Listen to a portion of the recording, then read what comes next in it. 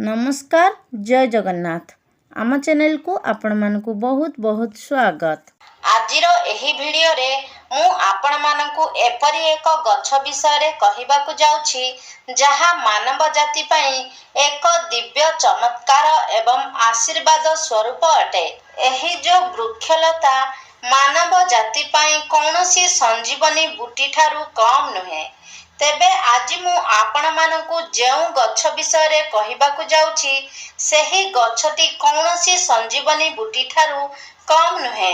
तेबे आउ मु जेउ गछ विषय कहबाकू जाउछि सेही गछटी कौनसी चमत्कारी गछ ठारू कम नुहे।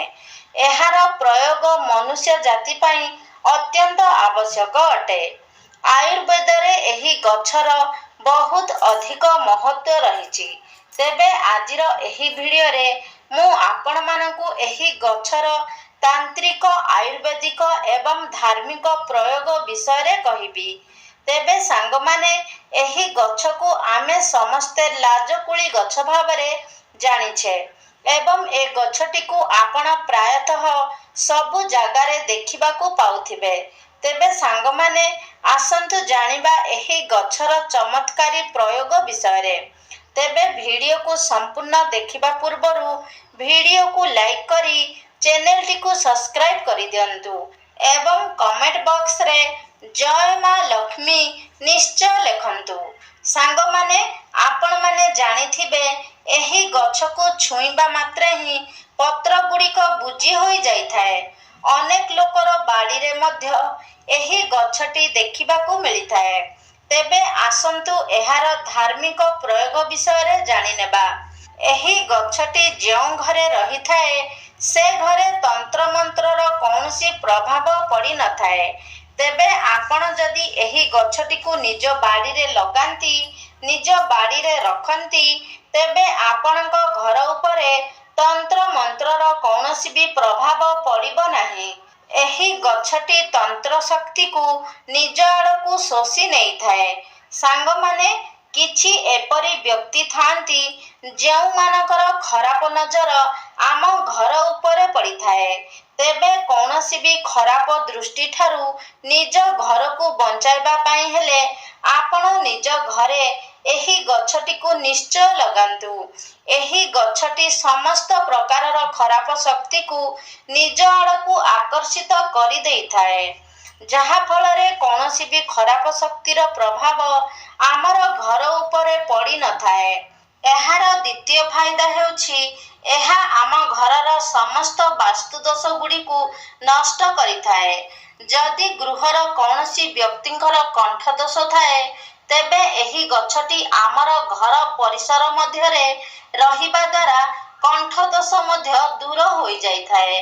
एहार चेर को जदि आपण ताबीज रे भर्ती करी आपण धारण करंती तेबे काश जनित समस्त समस्या मध्य दूर होई थाए। तेबे आपणकर जदि काश जनित कौनसी समस्या थाए तेबे एहार चेर को आपण लाल कपड़ा रे बांधी रविवार दिन ही धारण करंतु। आपणको बहुत जल्दी एहार लाभ प्राप्त हेबो। तत्काल ही आपणको काश संबंधित रोगरु मुक्ति मिलिबो।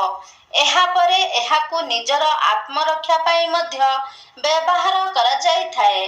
जदि आपणक उपरे कहार खराब नजर किंबा कला शक्तिर प्रभाव रही जाई थाए तेबे एही सबु खराब नजररू बंचिबा पाई आपण निजर शरीरर चारिपटे नाली और हलदिया जो सूता आमे पूजारे व्यवहार करिथाउ ताकू निज शरीर चारिपटे 7 थर बुलाई नियंतु।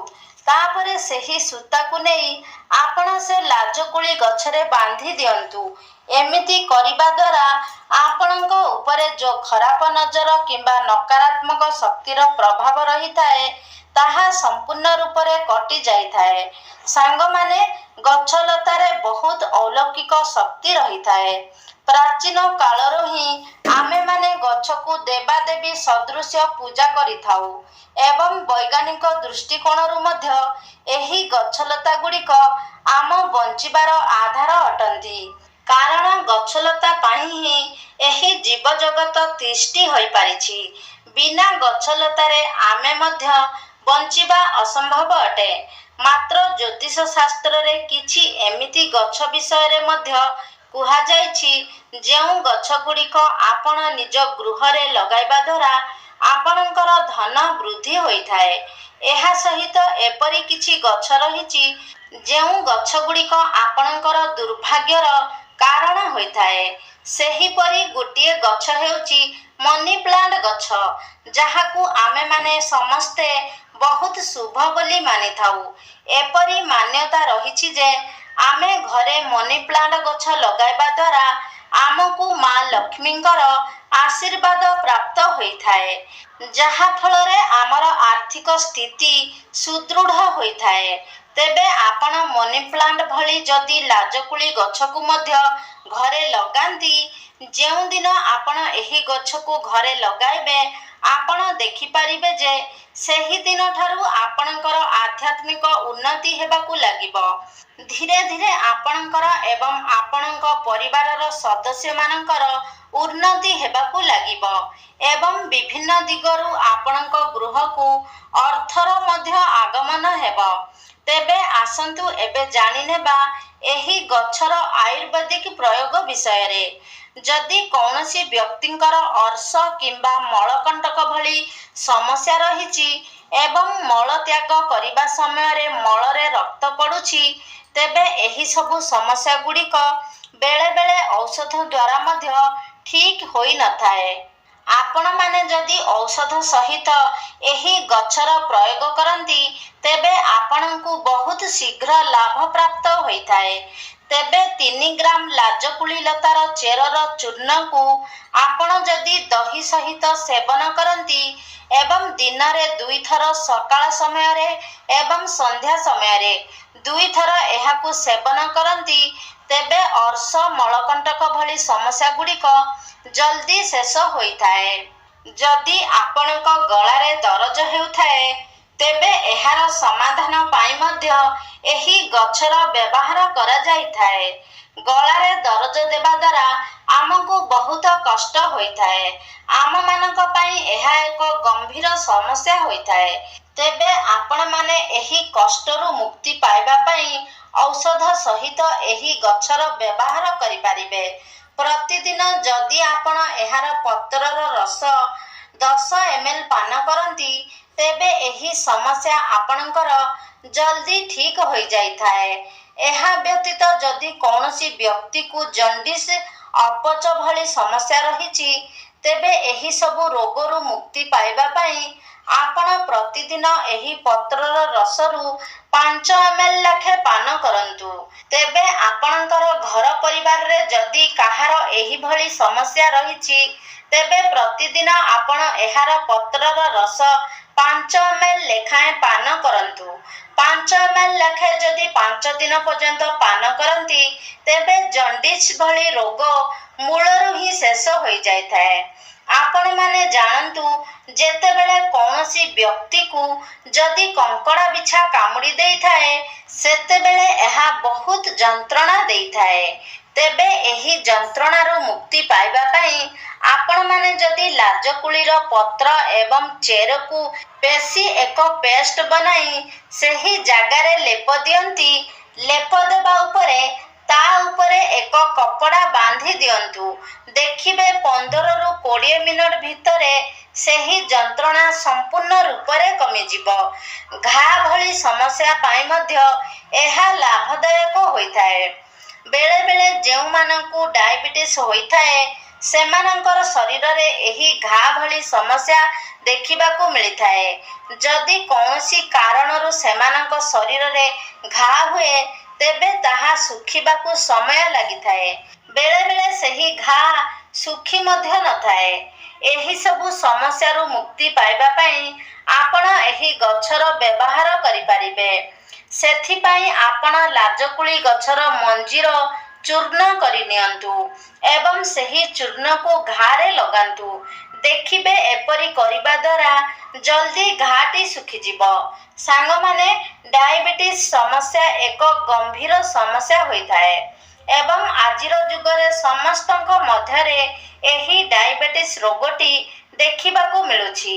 ତେବେ ଡାଇବେଟିସ୍ ରୋଗକୁ ଦୂର କରିବା ପାଇଁ ଏହି ଗଛଟି ରାମବାଣ ସଦୃଶ ହୋଇଥାଏ। ତେବେ ଏପରି ମାନାଯାଇଥାଏ ଯେ ନିମ୍ବ ମଞ୍ଜିର ଚୂର୍ଣ୍ଣ, ବେଲ ଗଛର ପତ୍ର ଏବଂ ଲାଜକୁଳି ଗଛର ପତ୍ର ଏବଂ ଚେର, ଏହାର ଚୂର୍ଣ୍ଣ 4ଟି ଜିନିଷର ଚୂର୍ଣ୍ଣକୁ ମିଶାଇ ଆପଣ ଏକ ପାଉଡର ପ୍ରସ୍ତୁତ କରନ୍ତୁ। ଏହି ପାଉଡରକୁ ଆପଣ ପ୍ରତିଦିନ ସକାଳ ସମୟରେ ଏବଂ ସନ୍ଧ୍ୟା ସମୟରେ ଖାଲି ପେଟରେ ଗୋଟିଏ ଚାମଚ ଏହି ପାଉଡର ନେଇ ପାଣିରେ ମିଶାଇ ପିଇ ଦିଅନ୍ତୁ। ଏହାକୁ ସେବନ କରିବା ଦ୍ୱାରା ଆପଣଙ୍କର ସୁଗର ଭଳି ସମସ୍ୟା କଣ୍ଟ୍ରୋଲ ହୋଇଯିବ। ତେବେ ଆସନ୍ତୁ ଏହାର ତାନ୍ତ୍ରିକ ପ୍ରୟୋଗ ବିଷୟରେ ଜାଣିନେବା। ତେବେ ସାଙ୍ଗମାନେ, ଏପରି ମାନାଯାଏ ଯେ ଏହାର ଚେରକୁ ଧାରଣ କରିବା ଦ୍ୱାରା ସମହନ ଶକ୍ତିର ବିକାଶ ହୋଇଥାଏ। ଲୋକମାନେ ଆପଣଙ୍କ ଆକର୍ଷିତ ହୋଇଥାନ୍ତି। ଏହାକୁ ଧାରଣ କରିବା ଦ୍ୱାରା ଏକ ଅତିରିକ୍ତ ଊର୍ଜାର ନିର୍ମାଣ ଆପଣଙ୍କ ଶରୀରରେ ହୋଇଥାଏ। ଆପଣଙ୍କୁ ଏପରି ଅନୁଭବ ହୋଇଥାଏ ଯେ କୌଣସି ଦୈବ୍ୟ ଶକ୍ତି ଯେପରି ଆପଣଙ୍କର ଆଧ୍ୟାତ୍ମିକ ଉନ୍ନତିକୁ ବୃଦ୍ଧି କରିବାକୁ ଦେଉଛନ୍ତି। ଏହାର ଚେରକୁ ଧାରଣ କରିବା ଦ୍ୱାରା ଆପଣଙ୍କୁ ପ୍ରତ୍ୟେକ କାର୍ଯ୍ୟରେ ସଫଳତା ମିଳିଥାଏ।